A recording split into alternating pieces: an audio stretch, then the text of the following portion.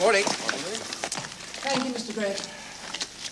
Oh, good morning, Beatrice. Good morning, George. Morning, Mr. Craig.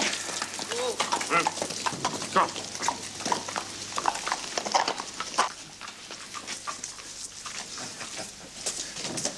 Doesn't that man ever smile? Only at the horses. Oh. How many do you want? Make it a dozen. Now, I never understand why you got rid of old Malpas. Well, he didn't like taking orders from a woman. After Phil and Nora died, he suddenly realized that I was going to be in charge, and he just got progressively nastier. Not that I ever interfered with the running of the stables. I was far too busy with the rest of the estate. I've been thinking a lot about Phil and Nora lately. Yes. They've been very proud of him, Beatrice. I've been thinking about Patrick. Patrick? Oh, yes, of course.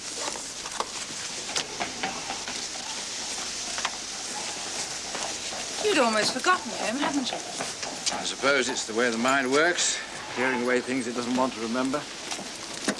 What happened to Phil and Nora was appalling, of course. But plane crashes do occur. They've become one of the ordinary risks of life. Patrick's death was different. Coffee? Lead me to it. Does Simon ever talk about Patrick? Never.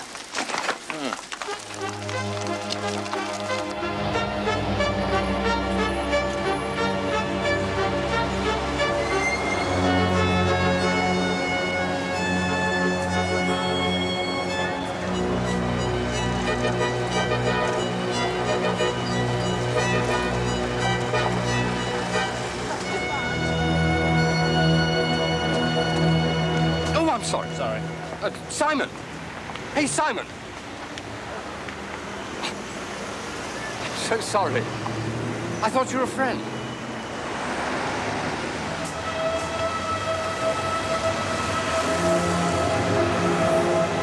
My God. See you tomorrow. Okay, bye.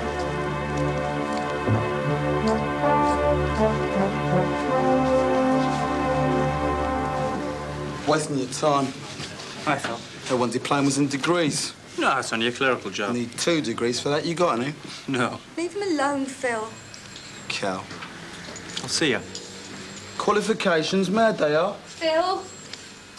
We'll need certificates just to come in here soon. No luck? No. It seems there are more people interested in stable jobs than stables to accommodate them. It has to be horses, I suppose. That's all I know about. How you fix some money? Oh, I should begin starving the end of the month. He's been out of the country for 8 years. You're still entitled to certain benefits, you know. All I want's a job. Yes, you and the rest of the country. You'd think 4 years' experience as a farrier would count for something. Not without references, I'm afraid. Look, here's the address and the phone number of the DHSS. It's silly to ignore money that's due to you. Look, I don't want to press you even more, but I have to repeat what I said last week. Stable jobs do turn up here now and then, but you'd really stand a much better chance outside London, in a farming community. I doubt it. Working with cattle horses in New Mexico doesn't seem to impress anyone. Well, it impresses me. Thanks. Bye. Bye.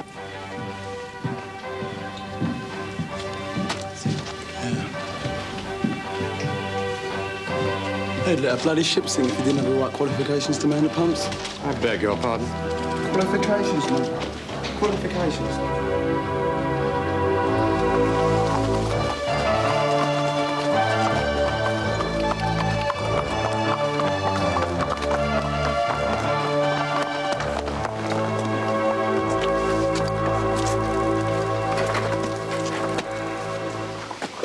Some people around here seem to have forgotten that Patrick was the elder twin.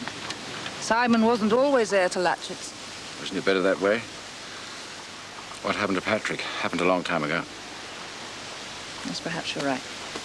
Bye. Bye.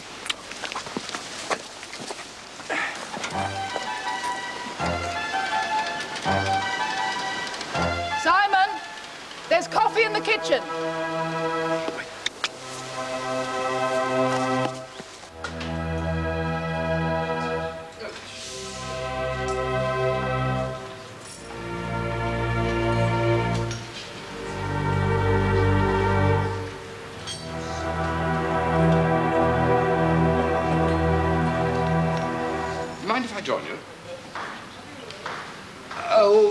recognize me? Should I? We bumped into each other in the street. That was nearly an hour ago. Yes. Well, I could lie, of course, and say how strange it was that mere chance ruled our lives. Now, in fact, I've been following you. What do you want? You interest me. My name's Loading, Alec Loading.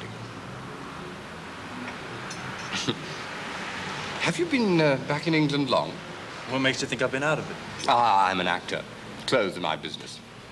I have dressed too many parts not to recognize real American rags. And then what makes you think I'm not an American? Oh, that is the eternal mystery of we British, isn't it? You watch a procession of monks in Italy, say, and your eye singles out one, and you think, oh, it's an Englishman. Yes. You can see 10 men stripped to the buff for a foreign legion doctor. Pick out the Englishman instantly. Your family live in London, do they? I don't have any. Ah. What exactly do you want, Mr. Loading? I'd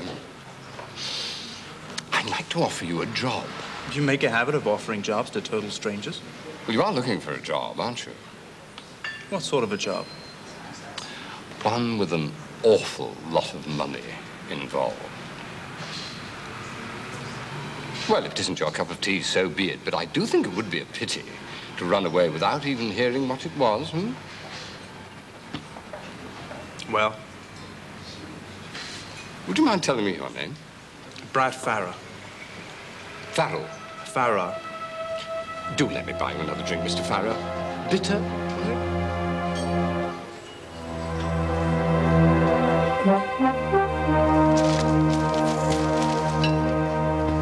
Whereabouts was Firelight in the free handicap? Oh, way down. Oh. Have you done anything about that tractor? Yes, I sent the order off yesterday. Don't eat out of the point of your spoon, Jane. I can't help it. Well, Ruth seems to be managing all right. She's got a stronger suck than me. Aunt Bee, is a coming-of-age party like a wedding? Oh, no, it's much better. You can stay and dance at your coming of age. You can't do that at your wedding. Sorry. I shall stand dance at my wedding. Yes, well, I wouldn't put it past you. You riding Timber in the bird show? Uh-huh. Bit frisky. Oh, I can handle him. Mr. Gregg reckons he'll fetch a high price next year. Yep. Oh, what a smell of stables.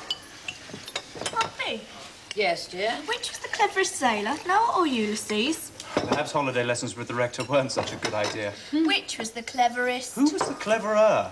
And it was Ulysses. He had to do without a weather forecast. Oh, Bea, do you want the car this afternoon? No, I shan't need it. It's just that I promised Parcel I'd bring a calf out from Westover for him in one of our trailers. Sheila's afternoon off, is it? No idea. Well, I must say, it's very unlike you to offer anyone help unless there's money or romance involved. Two souls with but a single thought. Two hearts that beat as one. Right there, Sit down! Well, what you say? No, Oh, don't you ever qualify a statement? not unless it needs it. Tell me, Mr. Farrar, do you play cards? Never with strangers. Well, I just wondered, you have the perfect poker face. Such a pity if it were to be wasted on an abstainer. Do you understand what I've been saying? Let me see. Some kid called Patrick Ashley. Ashby. Some kid called Patrick Ashby was drowned 8 years ago. No, presumed drowned. No body was ever found. Next month, his twin brother comes of age and inherits the fortune that should have gone to Patrick. You want me to cheat that guy out of his inheritance by pretending to be his brother returned from the dead? It's a neat proposition, Mr. Loading. Pity it's so criminal. Another drink? No, thank you. No, I suppose it is difficult to be righteous when you're drinking at someone else's expense. It's a crazy idea, and you know it. No one could pull it off. Oh, we could, with our combined intelligence. How is it you know so much about these Ashbys? Oh, that. Our families have been neighbors for years. My brother still lives down there. He's the local Bible thumper. We were in and out of Latchetts almost every day. I know that place down to the last pantry. A couple of weeks coaching from me. There won't be a thing you don't know about that house or its inhabitants. A couple of hours with you has been more than enough. I don't like you, Mr. Loading. You don't have to, Mr. Farrar. You think I'm a thoroughly bad lot, don't you? If I'd known what you had in mind, I'd never have bothered to sit here and listen. No, it is true you do see before you a striking example of moral decadence. What I see is an uncanny resemblance to Simon Ashby. I wonder if you'll still go round with me when you're lord of the manor. Is that how the locals see me? I was joking. Well, will you? Go out with me. I'll think about it. Pickhead. Will you buy a new car? I've always fancied myself in a TR7. That's all it means to you, isn't it? A new car. It doesn't quite happen like that. Succeeding to an inheritance like Latchetts means taking on responsibilities, too. Don't get huffy. You're the one who's always complaining about this old banger. The point is, Sheila, dear, there are more important things to think about. There have been Ashbys at Latchetts for 500 years. And they'll be here for another 500 if I've got anything to do with it. How are you going to manage that without a wife? Very funny. I could just see you 5 years from now. You'll be wearing smelly tweeds and smoking a pipe, and she'll be wearing Jaeger skirts and joining the WI. And you'll be giving cross-channel ferrymen the eye in the lounge bar of the Anchor at Westover. Sometimes I think you don't like me at all. Oh, I like you.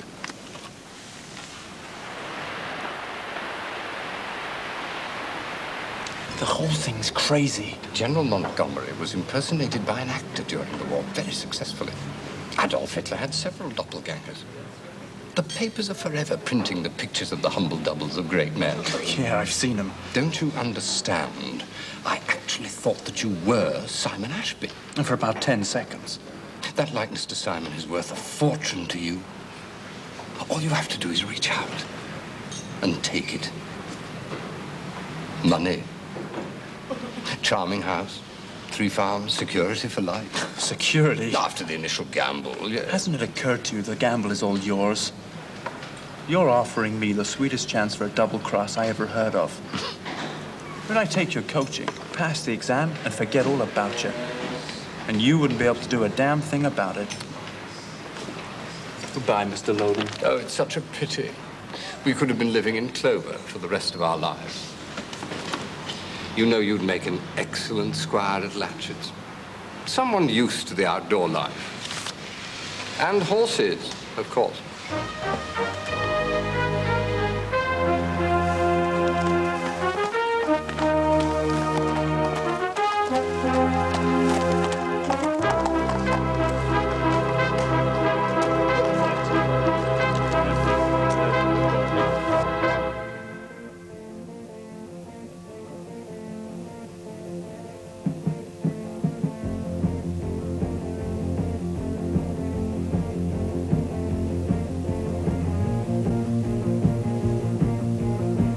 Think about it.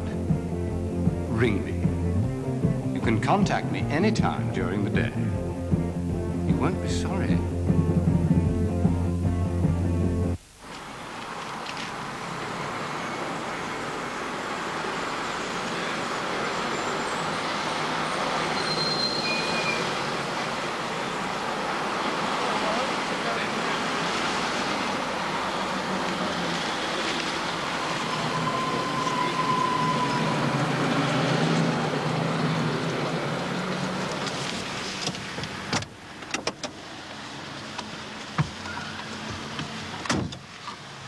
Is that limp of yours permanent? Yeah. Riding accident way back. Ah. Where are we going? There's something I wanted to show you. Fasten your seatbelt.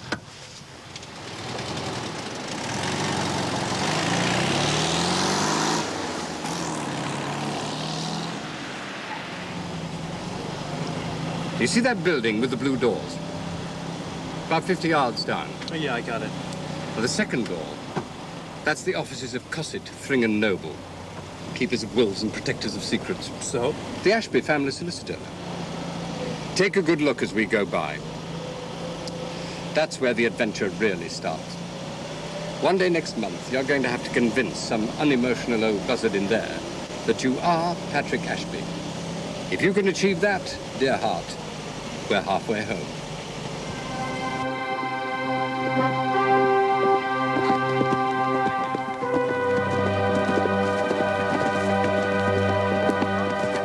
Come along, what was the colour of your mother's hair? It's not just the cash you're after, is it? There's something else. I'm an actor. I'm currently acting a bad part in a bad farce in the nastiest theatre in London. But Equity, God bless it, has ordained a minimum fee for my labours. Well, the hire is considerably better than the part. I'm tired of nasty theatres and bad plays. I should very much like to live out the remaining years of my life in comfort without the aid of Equity. In order to achieve that aim, Mr. Farrar, I require your help. I'm doing my best. Your best is not good enough. Any son would know the colour of his mother's hair without having to think about it. I described Nora Ashby to you in detail this morning. Blonde, ash blonde. Oh, bravo. I'm not a computer. Photos would help. Snapshots, press cuttings, maps of the area. All right, you shall have them. Now, Patrick's hobbies, his likes and dislikes. How did he come to drown? You haven't told me that. He killed himself. A kid of 13? He committed suicide? Why, for God's sake? Who knows? He just lost both his parents. He was a sensitive boy, as I recall. Besides, families like that are very good at keeping their secrets. You despise these Ashbys, don't you? Yes, they're jumped-up yeomen with a minimum of breeding.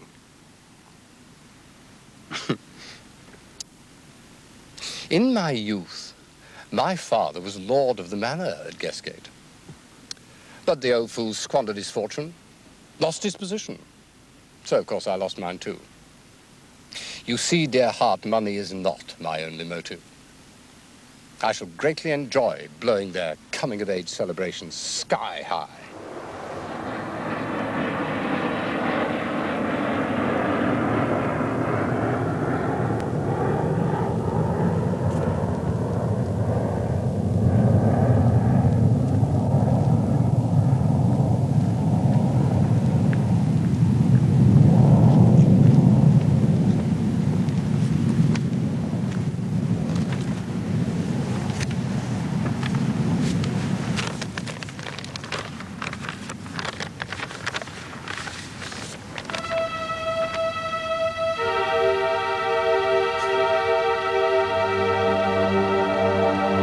Where's the Ashby pew in the church? On the south aisle, second one down. Now, what can you see from the attic window in Latchetts? Home Spinney, with Martin's Farm beyond, and then the Downs. And the eastern edge of Guest Cove. Get it right. Who used to live in the South Lodge? And Mr. Malpass, the head groom. Oh, good, good. You've been told, for Christ's sake, it could be the very first thing Mr. Sand asked you. I'm doing my best. That's not good enough. Just call the whole thing off. Come back, I apologize. Oh, come on, come back. If not for me, for England, home and horses. Hmm?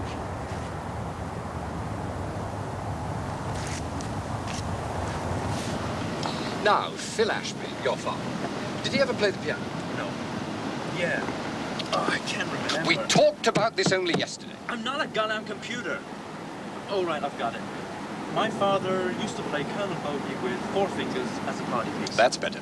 Who took you to the Royal Tournament as a special treat? Mr. Sandal, the solicitor. Good.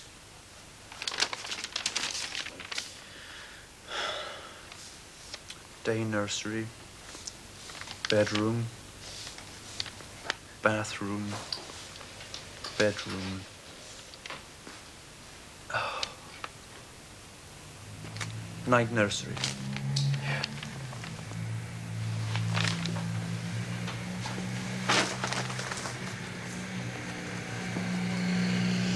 Patrick Ashby's hobbies were bird watching and painting.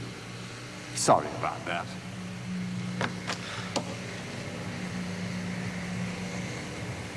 Splendid. Splendid. What a clever boy. Well, you're on your way home, Mr. Farrar. Home. Sounds good, does it? You'll never know how good. You are absolutely certain nobody ever visited you in that children's home? I mean, no distant cousins, aunties, anything? Foundlings don't have relatives, Mr. Loding. For God's sake, Dad used a pin to pick my name out of the phone directory. I have to be certain, you see. Because your life for the past 8 years is going to be subject to the most searching scrutiny. Now, I came across this yesterday, taken at a Latchetts garden party years ago. Oh, that's me, the pretty one in the yellow woolly. And that is Patrick Ashby, aged about 10, I suppose.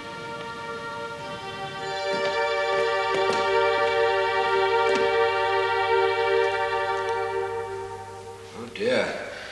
I'm going to be late for my lesson with the twins. Oh, kick them out, Georgie. They're too much trouble. I wouldn't dream of it. You know, I never cease to be amazed how different twins can be. Yes, I know. It's an old Ashby tradition.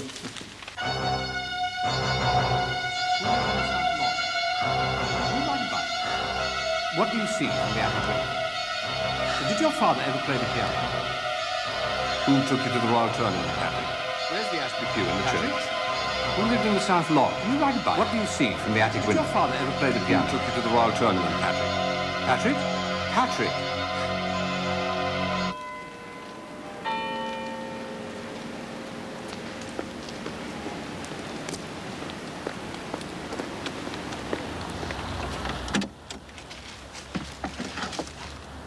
You're late.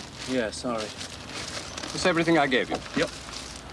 You are quite sure, are you? Because the first place they'll check will be your room. That's all there. Maps, diagrams, snapshots, a lot.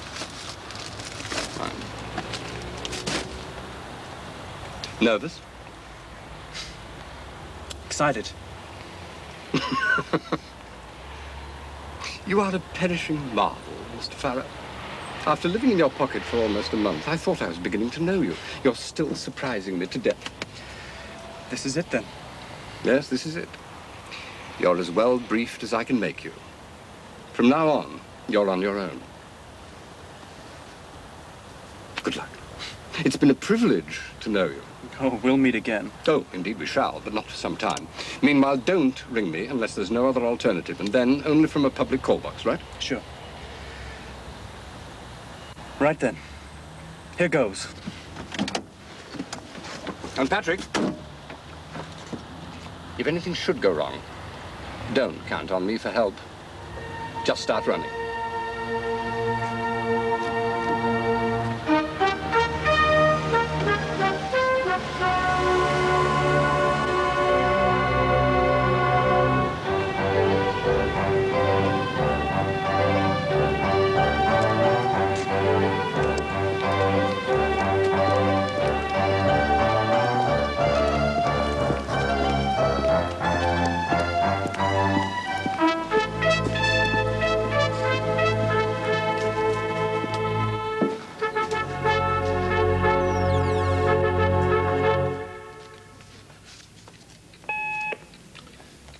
Yes.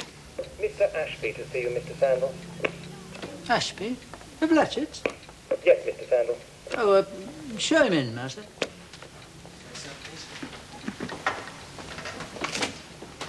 Simon, my dear boy, I'm delighted to see you. Are you up here on business, or are you...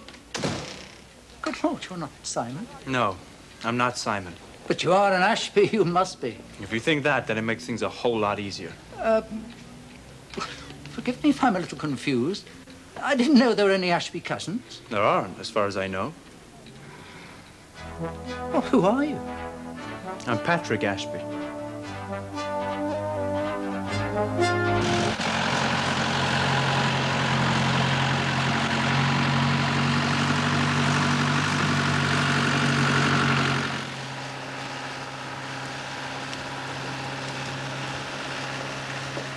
Gosh, you're looking very glam this morning.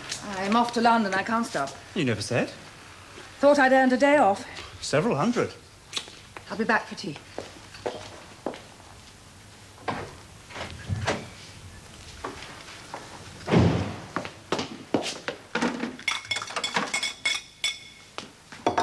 You want any breakfast, you'll have to get it yourself. What's Aunt Big gone to London for? Oh, I don't know. Business, probably. Oh? Something about a letter she got this morning. Look, leave all this. I'll clear it later.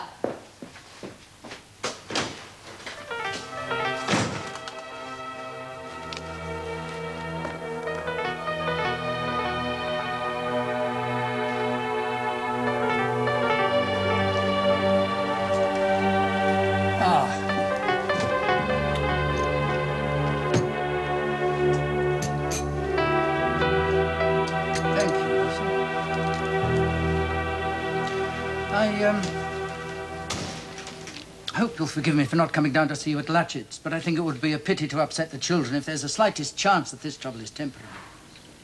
Well, do you believe this boy is Patrick? If he isn't, then who is he? The family likeness is astonishing. Well, did he seem quite normal to you? Excessively. To be honest with you, he doesn't have the air of a confident trickster. But you, of course, will be the best judge of that. Of all those now living, you're certainly the one who knew the boy best. Well, and Simon. They are twins. Simon was only 13 when Patrick disappeared. Boys forget. So, the onus is being put on me. This is a shocking dilemma. Unprecedented. No sugar, thank you. There will be a thorough investigation, of course. I've already had some of his story checked. The most heartening thing is, he seems to have made no contact since he came to England last month. He's lived in the same lodgings and apparently he's had no visitors. Well, how can you possibly tell that? Of the landlady. According to our investigator, the lives of her tenants are an open book. Very little escapes her. No, Mr. Farrar hasn't even had any letters. He must have been very lonely. The boys agreed to come here to answer questions. With your consent, I'd like to ask Kevin McDermott to sit in. Who? QC. He's something of an authority on fraud cases. Oh, I see. Well, it helps to have a detached mind involved, someone not emotionally engaged as we are. I understand. Mr. Sandal, how soon can you arrange for me to meet the boy? Yes, I've been thinking about that, and you know, I don't think we should arrange anything. What we should do is walk in on him unannounced. That way you'll see him as he is, not as he wants you to see him. What, now, you mean? Oh, yes, I don't see why not. Supposing I think he isn't Patrick, and he still insists that he is. Will he make a court action of it? Miss Ashby, the only thing we can be quite certain about at the moment is Simon's coming-of-age celebrations will have to be postponed.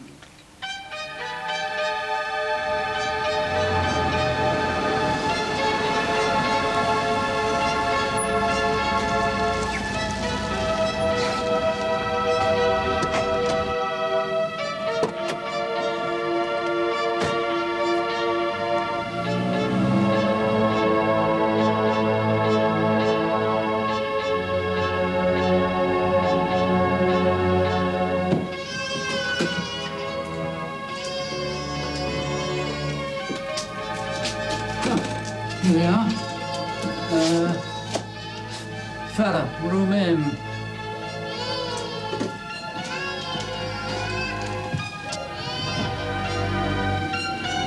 Did he explain why he used the name Farrar? Explained nothing, Miss Ashby.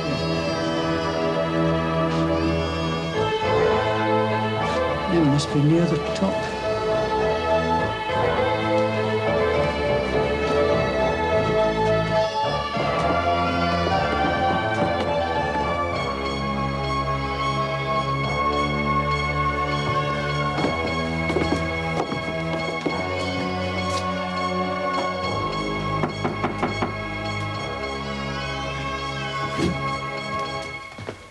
Good morning, Mr. Sandal. I've brought you a visitor. Do you know who this is? You haven't changed. You recognize her, then? Hello, Aunt B.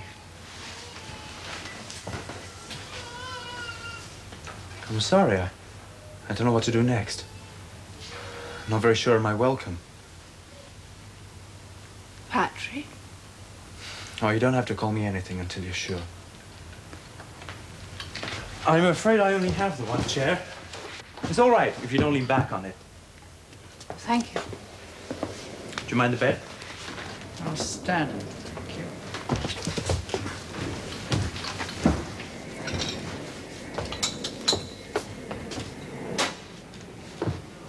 Have you hurt your leg? Oh, it's permanently short. I broke it in the States. Even if Miss Ashby is prepared to vouch for you, there'll still be lengthy legal formalities. Does Simon know yet? No, not yet. We thought it best not to tell anyone until... things are clarified. The law will require incontrovertible evidence of your identity before you can be allowed to succeed to anything that was Patrick Ashby's. I understand that. I'll just stay here until you're satisfied. Here? Well, it's not... Oh, I've stayed in worse places than this. When you've lived in bunkhouses, you put a high value on a place of your own. Well, perhaps we ought to advance you a little money. No, really. I'm all right. Well, you could certainly do with some new clothes. Mr. Sandal will advance you whatever you need for that. Mr. Ashby, I do feel Tomorrow, that perhaps... Please. Very well. If your credentials prove to be good, I shall be the first to welcome you back. In spite of the fact that your desertion and subsequent silence have caused the deepest grief to all concerned. Not now, Mr. Sandal. I find it quite inexplicable that you've not communicated with your family before this. No, but then you never did find me very explicable, did you, Mr. Sandal? Remember the day you took us to the Royal Tournament? Do you remember that? You thought I was scared by the horses. No, I cried because they were so beautiful. Must you go so soon? We must be sensible about this, young man. There's time for the fatted calf at a later date. Plenty of time.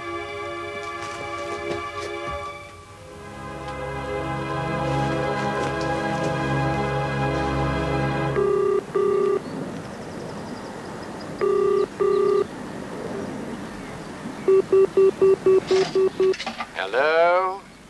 Mr. Loading? This had better be important. It is. Oh, dear. How very commonplace. You're having second thoughts. Where can we meet? You no longer want to be party to my criminal scheme. Is that it? I just can't go through with it. It's this, I suppose. The new clothes, hmm? Wrongdoing made manifest. You feel guilty. It's not just about the clothes or cheating them out of the money. It's the whole business of impersonating someone they love. That woman, Aunt B. I liked her. Beatrice Ashby is as tough as old boots. Make no mistake about that. If she's already accepted you as Patrick after only 5 minutes with you, you've very little to worry about. You'd be a fool to walk away now. I don't know why I ever got mixed up in this in the first place. Money, dear heart. And horses, of course. And because I'm a very persuasive crook who knows exactly what he's doing. Look, Farrar, all you're suffering from is a bad case of stage fright. It's nothing to do with your conscience. You want Latchetts more than you've ever wanted anything in your whole life. A real home with a real family. I've primed you to the gills with knowledge worth a fortune. Now, only a fool would waste it. And you're no fool. That place is your destiny. And you know it. That place is your destiny, and you know it.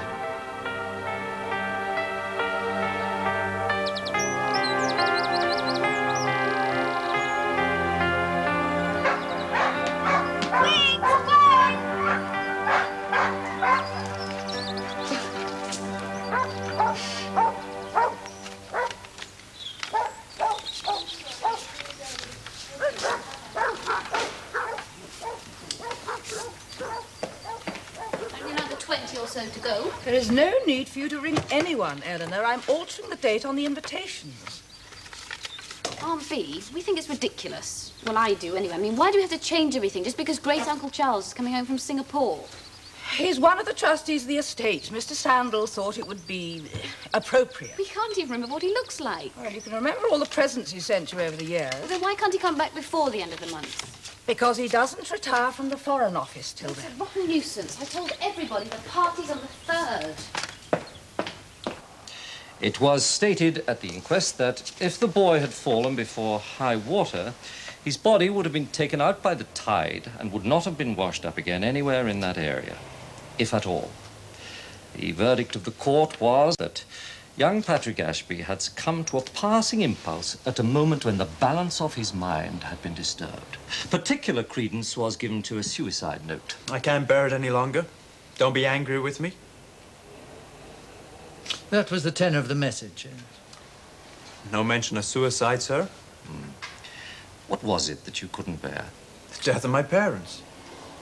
Why leave a note in a jacket on the edge of a cliff? Look, I don't mean to be rude, sir, but I've already gone over all this with Mr. Sandal. Perhaps you'd humour me by going over it again. The cliff path is a shortcut to Westover Harbour. I left the note in the pocket of my jacket to be quite sure to be found. What ship were you making for? No ship in particular. I stowed away in a coastal steamer going to Liverpool. Would you object to a blood test? No, not at all. It wouldn't conclusively prove that you are Patrick Ashby, of course, but it could conclusively prove that you aren't. And then, of course, there is the business of dental records. Simon and I used to go to the dentist every school holiday. Oh, yes, Dr. Hinton. We never saw anyone called Hinton. Mr. Cooper was our dentist. Does the word travesty mean anything to you?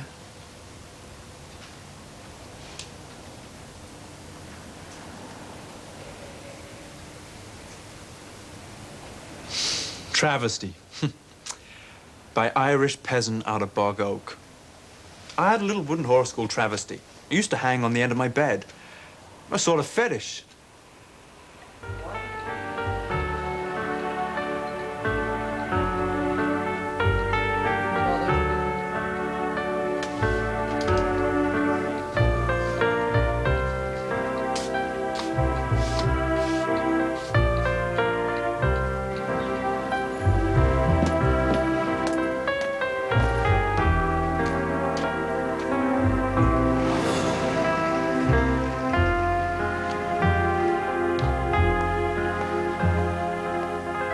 We've already drawn a blank with the dental charts.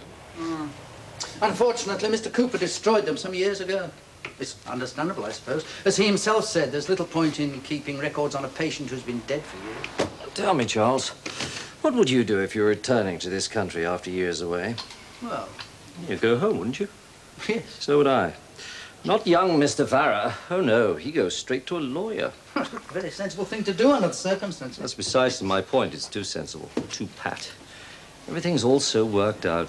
Dates, places, names, just too damn straightforward. It can all be checked, Kevin. Well, it is all being checked. Oh, he's far too clever to offer information that couldn't be checked. I still don't believe his story. Yet everything about it seems to confirm it. What baffles me isn't his knowledge of the subject. All good con men are well-disciplined and rehearsed. No, it's the general cut of his jib. Quite frankly, your Mr. Farrar isn't what I expected. He doesn't look like a criminal to me, yet the whole setup stinks. That's your opinion. Not yours, I gather. I don't know. You see, I knew Patrick as a child. Though he was so ordinary to look at, you could have ordered him by the dozen from any prep school in England. And yet, he had a way with him that was quite at odds with his appearance. He was a thoughtful, solemn little boy with a habit of looking at one very directly. Now, I recognise that look in Mr. Farrar. So, I think, can Miss Ashby. However, I must try to keep an open mind. His claim's going to be sifted through the finest mesh. And I'm quite prepared to find a flaw in his story.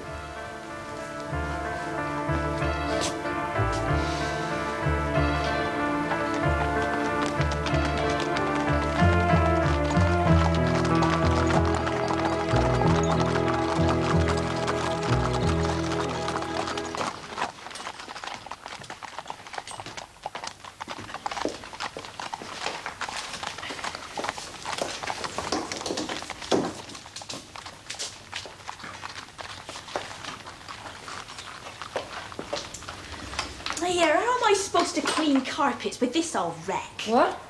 Well, it's sicking up stuff instead of swallowing it. Well, try emptying it, Lana.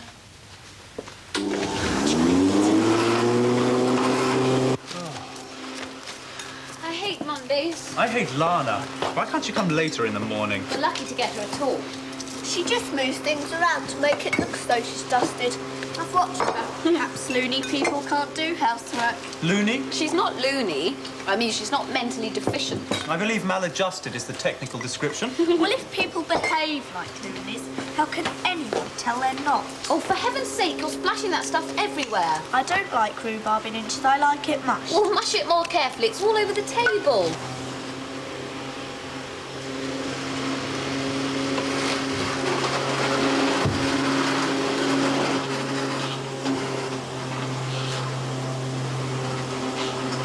I'm putting Sheila Parslow on Regina this morning. Poor old Regina. Not so much the poor. She helps pay your school fees. We should be giving her a dividend. And she takes her dividends out in pasture. Anyone who drops foals year after year is entitled to be greedy. Since when has La Parslow been riding? Last week. She'll never be any good at it. She only comes because she fancies you. She skates about in her saddle like a block of ice on a plate. Morning, Aunt Bee. No, don't go. Sit down for a moment.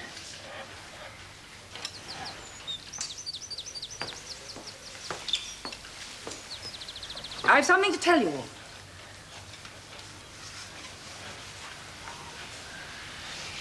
I'm afraid it's going to be a bit of a shock.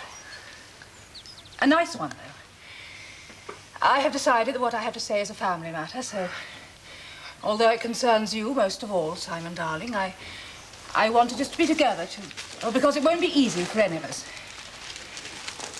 It's about Patrick. Patrick who? Your brother, Patrick. He's dead. No, he isn't. What? He didn't commit suicide. He ran away. Now he's come back. Gosh, how romantic. I have here a letter from Mr. Sandal, the solicitor. Perhaps I ought to read you a bit of what he says. We are now prepared to accept the claimant as Patrick Ashby, elder son of the late Philip and Nora Ashby of Latchetts, and to hand over to him everything that is due to him. There will, of course, be further legal formalities, since the fact of his death 8 years ago had been presumed, but they will be automatic. As far as we are concerned, Patrick Ashby is free to go home whenever he pleases. Have you seen him, Aunt Bee? Is he nice? Well, I met him very briefly a few weeks ago. He's very like you, Simon. Even more than he was when he went away. Why didn't you tell us about it before?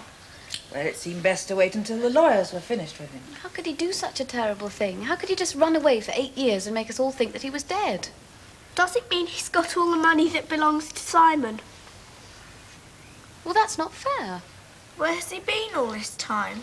Mexico and the States, mostly. Does he wear a big straw hat with balls on it? No, don't be silly, Ruth. And now he just comes back and expects us all to welcome him home.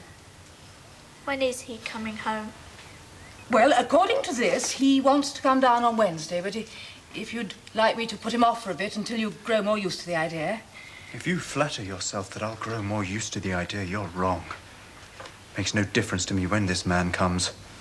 As far as I'm concerned, he's not Patrick. Aunt Bee's seen him, Simon. She must know. Aunt Bee seems to have adopted him. The people who have adopted him are Cosset, Thring and Noble, not a very emotional firm, Simon. If there'd been the faintest doubt, they would have discovered it during these last few weeks. I know it's a shock for you, darling, but it's happened. And that's that. You just have to accept it. I don't have to accept anything of the sort. I don't know who this man is, but he's not Patrick. And never will be.